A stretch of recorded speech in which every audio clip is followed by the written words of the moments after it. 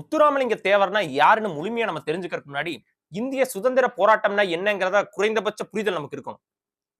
இன்னைக்கு ஏதோ அவரை ஒரு சில சமூக தலைவரா சித்தரிச்சு ஒரு சில கும்பல்கள் அவரை கைப்பற்றி அவருக்கு குரு பூஜை செய்யறதும் அவருக்கு மாலை போடுறத ஒரு ஆரவாரமா செய்யறதும் இருந்தா கூட இன்னையில இருந்து ஒரு 70 வருடத்துக்கு முன்னாடி முத்துராமலிங்க தேவர்னா யாருன்னு பாத்தீங்க அப்படின்னா அவர் ஒரு மாபெரும் சுதந்திர போராட்ட தியாகியா இருந்திருக்காரு. என்னப்பா நீங்க எல்லாரும் தான் தியாகி அதுல அவர் என்ன சிறப்பு அப்படின்னு சொல்லி கேட்டீங்கன்னா 400 நாள் முழுமையா சிறையில கழிச்சிருக்காரு. அதுவும் சிறைனா நம்ம இன்னைக்கு இருக்கக்கூடிய இந்திய சிறை கிடையாதுங்க. பழைய காலத்து பிரிட்டிஷ்காரனுடைய சிறையில 400 நாட்கள் முழுமையா கழிச்சிருக்காங்க.